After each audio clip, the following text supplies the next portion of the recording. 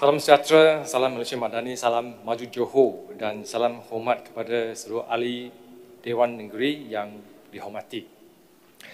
Yang berhormat Datuk Speaker, menghibur menjunjung kasih Tita Duri Yang Amat Mulia Tunku Mahkota Ismail, Pemangku Sultan Johor, yang banyak memberikan panduan untuk memberikan perkhidmatan dan bakti yang terbaik kepada negeri tercinta ini. What is your dream? Seorang lawyer, human rights lawyer, tanya pada menghibur soalan ini. Setelah mengetahui menghibur meninggalkan jawatan dan gaji yang tinggi di overseas, balik ke kampung halaman dan menjadi wakil rakyat.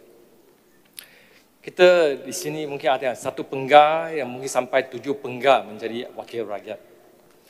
Kita selalu kena reflect apakah intention asal kita menceburi politik ataupun sebagai pejabat awam.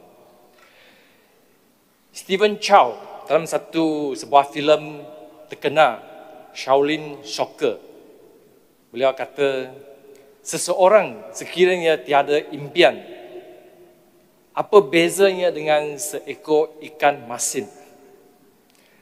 Maka ada sangat penting kita ada impian.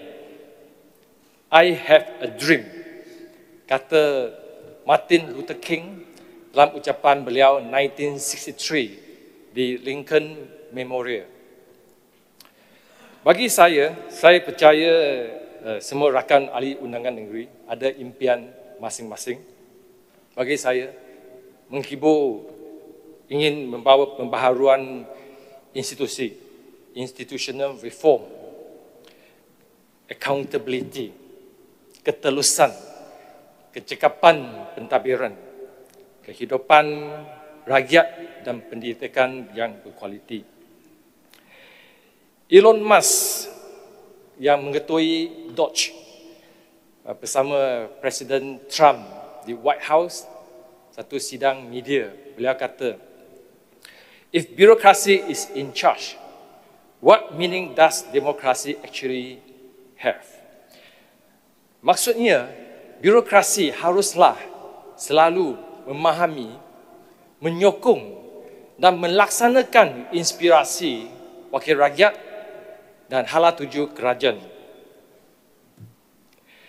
Pembaharuan memerlukan kesediaan untuk bekerjasama, merentas parti, jawatan dan sokongan atau tahap kerjasama yang tinggi daripada agensi-agensi pentadbiran kita.